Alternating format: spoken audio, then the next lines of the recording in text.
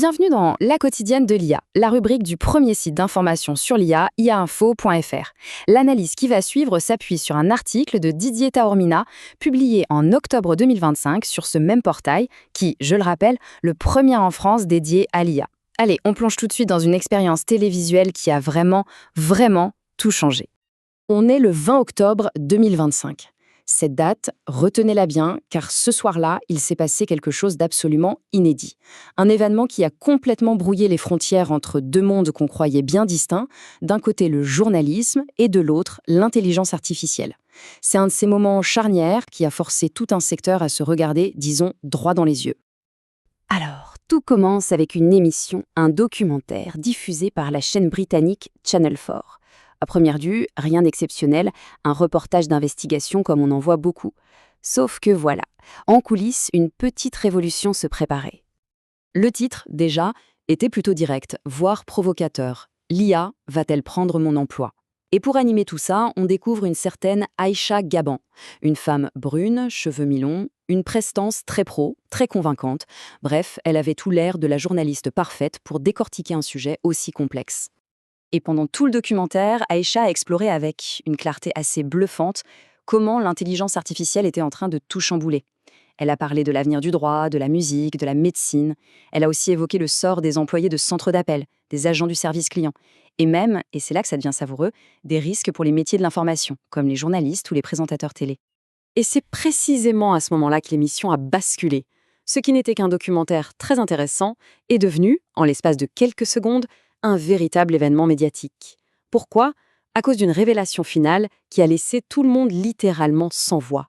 Du coup, la question que des millions de personnes se sont posées devant leur écran, c'était « Mais qui est vraiment cette Aïcha Gaban ?» Après avoir si bien disséqué l'impact de l'IA sur nos métiers, qui était-elle, elle, qui semblait si bien maîtriser son sujet ? La réponse, c'est elle-même qui l'a donnée à la toute fin de l'émission. En regardant la caméra, droit dans les yeux, 3 mots tout simples, mais qui ont eu l'effet d'une bombe. Je n'existe pas. Elle a même précisé, juste après, qu'elle n'était jamais allée sur le terrain pour couvrir ce sujet. Vous l'avez compris, Aïcha Gaban n'était pas humaine. Elle était la toute première présentatrice virtuelle de l'histoire de la télévision britannique. Son image, sa voix, ses expressions, absolument tout a été entièrement conçu par une intelligence artificielle. Une prouesse technique, c'est sûr, mais qui a immédiatement soulevé d'énormes questions. En une seule soirée, Channel 4 a ouvert ce qu'on peut vraiment appeler une boîte de Pandore. L'expérience a déclenché un débat public hyper intense sur l'avenir des médias. On est passé de l'étonnement technologique à des questions beaucoup plus profondes sur notre société. Tout de suite, les experts ont tiré la sonnette d'alarme.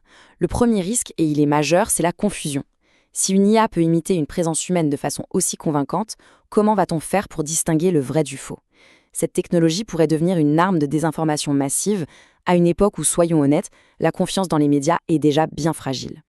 Cette expérience, elle met vraiment le doigt sur le fossé qui sépare le journalisme traditionnel, celui qui est basé sur la vérification des faits, la responsabilité, et un contenu généré par une IA.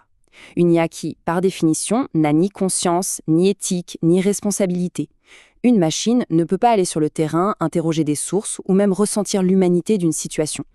Face à la polémique, évidemment, la chaîne a dû réagir. La responsable de l'info de Channel 4 a tenu à rassurer tout le monde en précisant que c'était une expérience exceptionnelle, un one-shot. Leur but, a-t-elle dit, ce n'était pas du tout de remplacer leurs journalistes, mais bien de provoquer une prise de conscience sur les capacités, mais aussi sur les dangers de l'IA. Mais attention, il ne faut pas s'y tromper. L'initiative de Channel 4, même si elle est spectaculaire, est loin, très loin d'être un cas isolé. En réalité, elle s'inscrit dans un mouvement beaucoup plus large qui se dessine à l'échelle de la planète. En fait, la tendance était déjà là. Dès 2018 en Chine, on avait vu apparaître des présentateurs virtuels. Puis, début 2025, ça a été le tour de l'Inde et du Koweït. Et juste un mois avant notre Aïcha Gaban, une actrice entièrement virtuelle avait déjà semé une sacrée zizanie à Hollywood. L'accélération du phénomène est juste indéniable.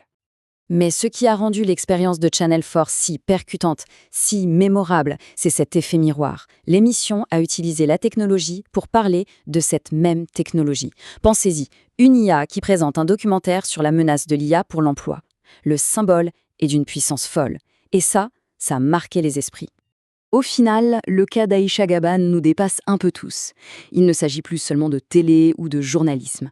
La vraie question, la question fondamentale, c'est quel type de société voulons-nous construire? Comment va-t-on faire coexister l'intelligence humaine et l'intelligence artificielle? Le débat, lui, ne fait que commencer. Retrouvez toute l'actualité autour de l'intelligence artificielle sur le portail ia-info.fr.